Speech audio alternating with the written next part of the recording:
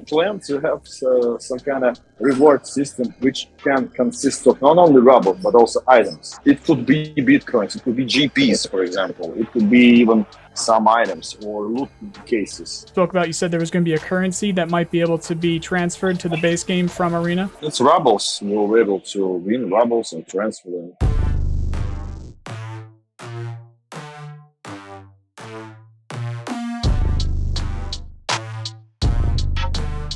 What's up, guys? Nolan here, and today we got an exclusive interview with Nikita Buyanov, the COO of Battlestate Games and the lead developer of Escape from Tarkov, where we got to ask a bunch of questions and get some very real answers for Arena mode. If you got my video a few days ago where I mentioned I was asking some questions to BSG, well, these are those questions and even a bit extra answers thanks to Nikita for being chatty. There is a lot of cool stuff to dive into for this video, and trust me, I will, but first we have to thank today's awesome sponsor, Aura. Are you tired of constantly receiving spam phone calls to the point where you don't even answer your phone anymore? Personally, I have a list of dozens of blocked numbers from spam calls, and it barely helped. They just kept coming. Data brokers are making a fortune selling your information to robocallers, spammers, and others who want to learn more about you, like where you live. Aura can identify data brokers exposing your info and submit opt-out requests on your behalf. Brokers are legally required to remove your info if you ask them to, but they make sure it's super hard to do. Let Aura handle that for you. Aura also does much more to protect you and your family from online threats that you can't see. It's really easy to set up, so you don't have to download several different apps to get things like parental controls, antivirus, VPN, password management, identity theft insurance, and more. You get everything at one affordable price. Let Aura do the hard work of keeping you safe online so that you can focus on other tasks with peace of mind. You can either let people continue to exploit you and profit off your private information, or you can go to aura.com/NoiceGuy to start your 2-week free trial. Also linked in the description. Thanks again to Aura for sponsoring this video. So there's 10 questions in total here, but there were some tangents with extra info that Nikita gave. And again, if you saw my video the other day, then you know what the 10 questions already are. So let's get to it. Also, since I had this interview, BSG unveiled the Arena website along with the extra information on that website. So what also happened was I've asked a couple extra questions, which BSG have answered, but asked me to keep it until I posted this interview video, so I did. Plus, BSG gave me a bunch of new footage of Arena from Gamescom, so you'll be seeing that in the background throughout the video. If you looked as closely as I did, there is a couple balance things that stick out to me, like the use of M995 and stims a lot, which deserve a discussion, but for today, just enjoy the early look and we'll do a deep dive another time. The kind of blanket statement I want to put on that is maybe they wanted people to have a good time because they were only going to be able to play for like an hour or two or however long they had at Gamescom. Balance is later. We can just check out what's what with the game for now. I'll take what I can get at the moment. Now, question number one is, what is the goal of Arena? So the main goal of Arena is to have something in between Tarkov and casual session-based shooters. So to create a bridge between hardcore players and arcade-ish players, FPS players, to have it all in one place called Tarkov Arena, and to have an option to give such kind of experience to them to go to play full-scale Escape from Tarkov.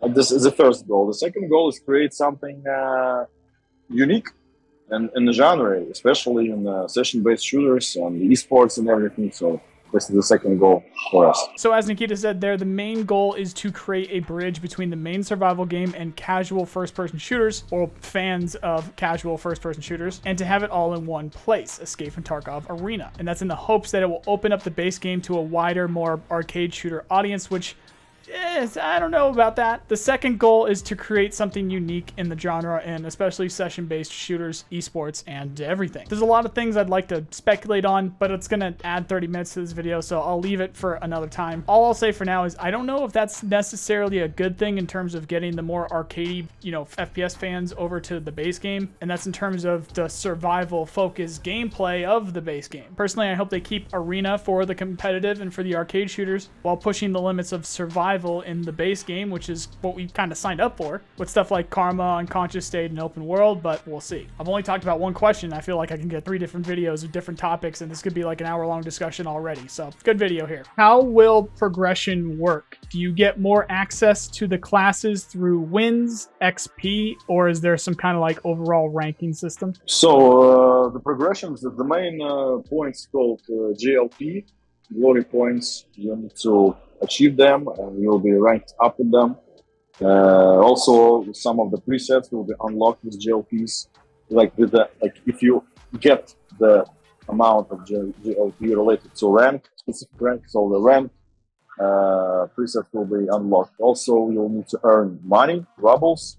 You need to complete special tasks to unlock some special presets, and so on. So it sounds like the main points will be called GLP, where that will be our rank, and it will unlock some of the presets inside of Arena. Alongside the GLP, you'll also earn rubles and gain access to achievements, which will unlock special items as well as more special presets. My speculation here is that there will be more presets based off of characters, like we see with the Rizzy package or whatever you want to call it there. I'd assume the GLP is essentially your level, where based off that level, you will gain access to presets, but you will still need the rubles in order to use the presets, essentially exactly like the base game, where when you unlock traders, but if you don't have the rubles, you can't buy what they have. Will there be custom loadouts or only the pre-made ones like we've seen already? So if you have EFT, the main game, you will have an option to use your character in Arena. So the only option to have custom loadouts is to have the Skip Tarkov game. Very straightforward there, and we got a clue to this week with the website reveal. You will be able to level your main character from the base game in Arena, so I guess it only makes sense it's actually your main character that is in the Arena, and the only way to use custom loadouts will be if you own the base game, where you bring your custom loadout from the base game. Based off of that answer, I asked this later. How will the base game affect Arena, kit use especially? But since you've already answered that,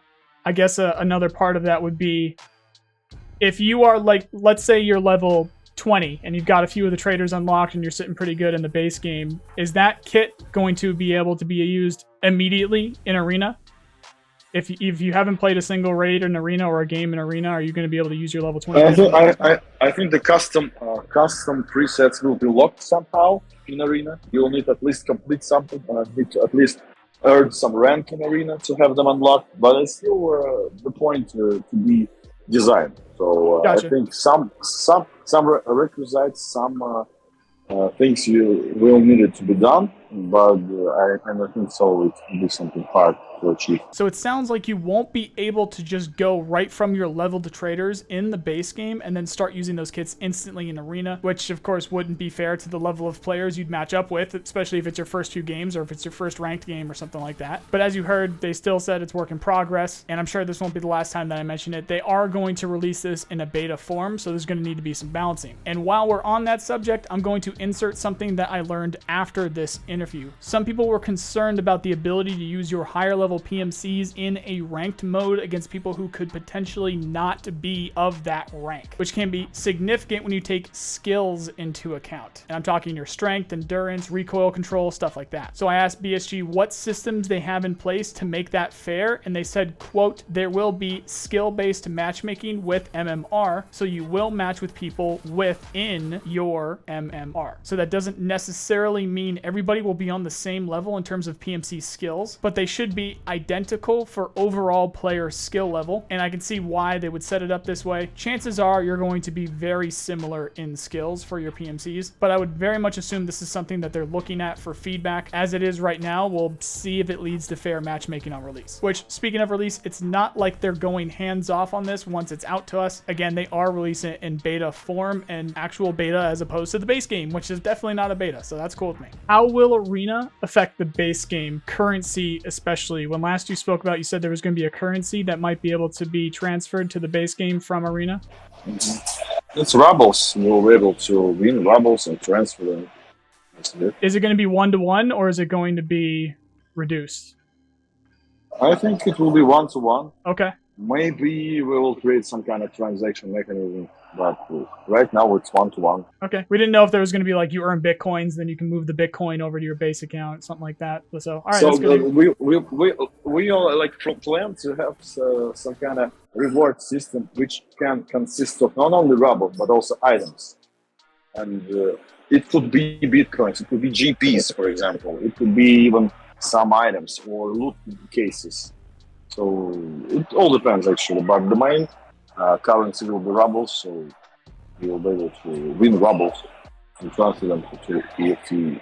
This is absolutely huge. I got lucky and called this a year or so ago, where I've already made a video calling this the end of Gear Fear. If you are able to play Arena day one of the wipe, I see no reason why, if you are someone who struggles to survive and make money in the base game, that you wouldn't just go play Arena until you are self-sufficient with money. Then, if you dip back down while playing the base game, you can go play Arena for a couple hours and you're right back in there. I'm not saying you will never worry about dying or losing gear again, but you can't deny things will be significantly easier on the Gear Fear end of things when you know you just need to go play Arena for a couple hours, where you can actually play with a full kit instead of a pistol run or rolling the dice on the scav and hoping that there's still some good loot to be found. Personally, I don't know if that's the best thing to ever happen to the game or the worst, but I do think overall it will be a good thing, and that's because of the onboarding of new players. You still need to play the game. You still need to be good at the game to get kills, to achieve things within the game in order to progress. You're just going to do it in Arena instead of the base game. Which, granted, if people aren't very good at PvP, they're still going to go to that pistol run or go to that scav run in the base game instead of Arena. We'll have to wait and see. Let me know what you guys think. How many maps will there be? Right now, I believe it's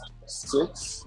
It will be more. I think 15 is a good number.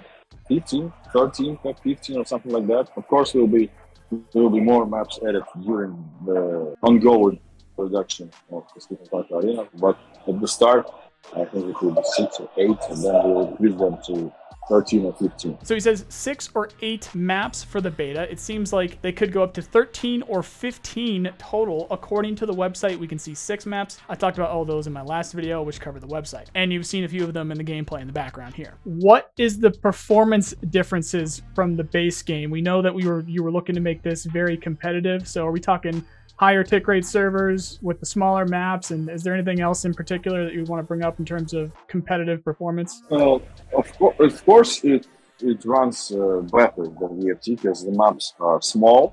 The detalization is still high, but the maps are small. So they utilize less memory, and overall, the impact on your GPU and CPU will be much lower than the EFT. And the networking, yeah, it will work more precisely, more like a little bit differently, just in case you have this high, like low latency input output stuff. So just to be somewhere near the standards or even above them of the esports standards. So this is the goal. Like it will run better than EFT for sure in terms of optimization and stuff. Not only that, the optimization. It's just the smaller maps and lesser amount of objects and everything. So like, it's understandable why the FPS would be higher. This is something that BSG have been pushing for Arena since day one. They have designed Arena to be the competitive hub for the franchise, and the performance will represent the best that BSG can do and include those higher tick rate servers along with it. I'm able to share what players thought after playing it in person, and so far everyone that I have talked to said that it was smooth while it wasn't even on that great of PCs. Night and day difference, and the footage that you've been seeing should be showing that as well. Will private offline lobbies in Arena give you access to every loadout so that you can hold tournaments on your own, or will you only have access to the things that you've unlocked in Arena as time goes on? I think the custom games mechanism will have all of the stuff, like all of the needed stuff to create some tournaments. I think the presets, cases like presets, rules or something will be intact. Like, for example, you'll be able to select only rank-based presets will be in this tournament, or not only custom presets, but only the specific weapons or something. So we will try to make as comfortable and we will add as much parameters, as much options as possible to create something custom, really custom. So I think it's possible. All right, cool. So yeah, that's what we were wondering, if we were going to need to like gain access to a special server in order to run our own tournaments or something like that. And do you know if that's a thing, or it's just anybody can run their own private like we can right now? I'm not sure that everyone will be able to run private tournaments or something. It still needs to be, so if you want to make something like noticeable in terms of tournaments. You'll need to contact us and everything, so we'll give you the ability to do that. Other than that, I don't know. I think there will be some functionality to create some simple, I don't know, maybe not simple, something in between matches for the tournaments. We'll see how it goes actually, because literally I don't have like exact information about it, because the design for the custom games is really big, and I'm not sure about it if it will be available 100% for everyone, but still we'll see. So when it comes to private lobbies with our friends, I forgot to ask about XP gains from that, but I wouldn't be surprised if you just don't earn XP from the private lobbies, same as you would for the offline games right now, as that would be kind of broken. Actually, it would be very broken. If you want something kind of easier, you could just go play the PvE wave mode against the bosses we learned about from the website, because then at least it's not players, but who knows, it's probably not going to even be that easy, especially if it's a bunch of killos or something like that. When it comes to the private tournaments, like for instance, melee only Discord community tournaments, it sounds like not everybody will gain access to something like that either. Although it's possible what Nikita actually means here is if you'd want to set up like a game-wide, like an entire community-wide, like evasion level tournament. I didn't catch this in the moment, but when I was watching it back, that could be what he's talking about. Given what he said here, I think there's going to be plenty of opportunities to play with your friends, which was really the true thing and the true question that I had here. And last question here is just when? You guys have any time frame in mind? The time frame that we want to start beta testing this year. So we'll see how it will go with beta testing, because literally we need a lot of stuff to balance and to polish. And with the help of beta testers, we plan to start beta test this year. That was everything that I had there. I know you're a busy guy, especially today. So I wanted to get you out of here as quickly as possible. I hope you have a good rest of the con. Appreciate you, Nikita. Thank you. Thank you for the question. Thank you. Always watching your videos. Yeah. Oh yeah. Also, have a nice day. Yeah, bye-bye. Really thought I was going to get something good there, but unfortunately we got the same answer that we got from the Tarkov TV and that we've been hearing lately, unfortunately. But something still tells me it's much sooner than just the end of the year. While I was finishing editing this video, Nikita actually just tweeted this, replying to somebody's question about when, with soon. Again, I think it will be sooner than the next wipe, which is in 4 months either way. I will be doing a separate video soon showing off everything that we've gotten from Gamescom, because there were loads of people who were able to go in and play in person, where they're sharing what they thought and what they saw, which also includes the gameplay that you guys have been seeing this entire video as well. Not to mention that info from those people that went and played for themselves, especially if they were a creator, is out there right now. So if you're watching this, it's possible BSG is posting something else important along with the gameplay and stuff too. So the instant that you are done watching this, check out my Twitter and the Discord for any news. Whatever I can find, I'll have in another video in a couple days, if not sooner. So just, stay tuned. Check out my last video for everything that we got from the arena site reveal, because we didn't really cover it too much there. There was some juicy info there. But that is all for now, guys. Like if you did, sub for more, comment what you think, and check out my other channels for other games right here. Otherwise, thank you very much for watching, and hope you have a nice day. See you guys.